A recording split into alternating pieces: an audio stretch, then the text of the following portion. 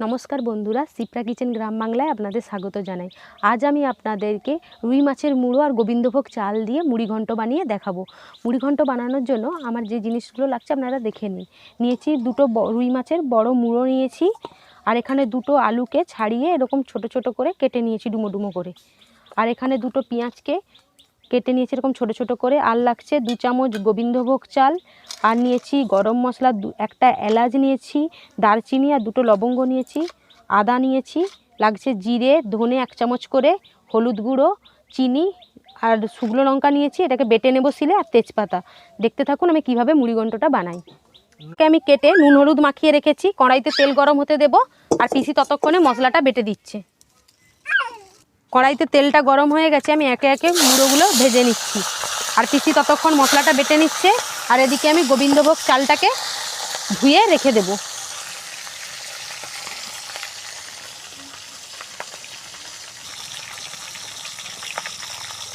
পিসি লঙ্কা জিরে ধনেগুলো বেটে দাও।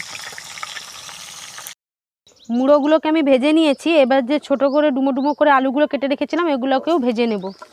এবার মশলাটা রেডি করে নেব। এই রান্নাটা আপনারা অবশ্যই বাড়িতে বানিয়ে খাবেন, খুবই সুন্দর লাগবে। এবার আমি মশলাটা রেডি করে নেব। ফোড়নের জন্য দিয়ে দিয়েছি দুটো তেজপাতা, দুটো এলাচ, লবঙ্গ আর দারচিনি আর জিরে ফোড়নের জন্য দিয়ে দিলাম। এবার আমি এর মধ্যে যে দুটো পেঁয়াজকে কুচিয়ে রেখেছিলাম, পেঁয়াজ কুচিটা এর মধ্যে দিয়ে দিলাম, যে ভালো করে নেড়ে নেব। এই মশলাটার মধ্যে আমি এখানে নিয়ে আন্দাজ মতো যে যার পরিমাণ মতো নুন দিয়ে দেব, আর এখানে একটু সামান্য পরিমাণ এখানে চিনি দিয়ে দেব। দিয়ে ভালো করে পেঁয়াজটাকে ভেজে নেব। যতক্ষণ না লাল লাল হয়ে ভাজা হচ্ছে ততক্ষণ ওটাকে আমি এইভাবে নাড়তে থাকবো।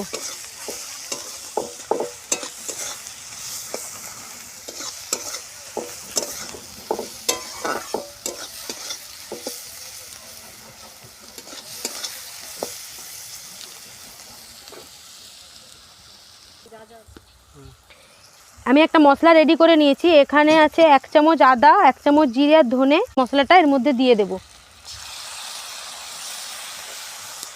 দিয়ে এর মধ্যে মিশিয়ে নেব। এখানে হলুদ গুঁড়ো দিয়ে দেব,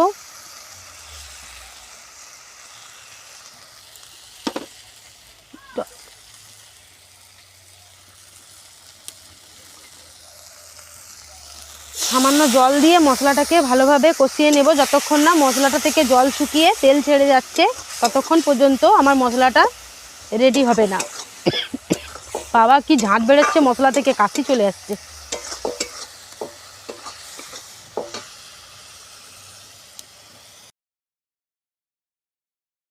মশলাটা আমার জল শুকিয়ে তেল ছেড়ে দিয়েছে। এবার যে আমি গোবিন্দভোগ চালটাকে ভিজিয়ে রেখেছিলাম 2 চামচ নিয়েছি, এটা দিয়ে দেবো এর মধ্যে। আর ভেজে রাখা আলু আর মুড়োটা দিয়ে আবারও কিছুক্ষণ কষিয়ে নেব।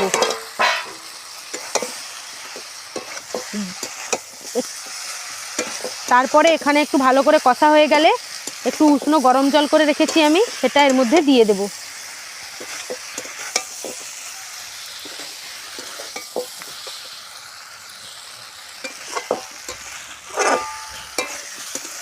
এটা ভালো করে কষিয়ে নিয়েছি। এবার এর মধ্যে ছোটো মগের 1 মগের মতো জল দিয়ে দিচ্ছি। এটাকে আমি উষ্ণ গরম করে রেখেছিলাম। এবার এটাকে ঢাকনা দিয়ে কিছুক্ষণের জন্য রেখে দেব, আলুটা একটু সেদ্ধ সেদ্ধ হোক।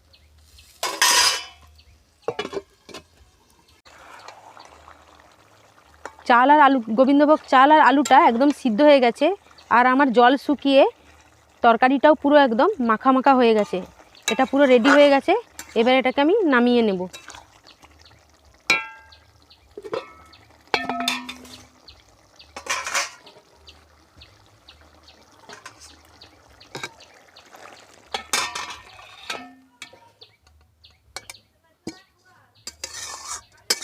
দেখুন মুড়িঘণ্টটা আমার রেডি হয়ে গেছে, খুবই সুন্দর লাগছে দেখতে। আপনার বাড়িতে অবশ্যই বানিয়ে খাবেন। গরম ভাতে মুড়িঘণ্টটা খুব সুন্দর লাগবে, আর কোনো সবজিরই প্রয়োজন হবে না। মুড়ি ঘন্ট রান্নাটা যদি ভালো লাগে, আপনারা যদি আমার ফেসবুক পেজ থেকে দেখেন তাহলে আমার পেজটিকে লাইক করবেন, আর যদি ইউটিউব থেকে দেখেন আমার চ্যানেলটিকে সাবস্ক্রাইব করবেন। ধন্যবাদ, দেখা হচ্ছে পরের নেক্সট ভিডিওতে।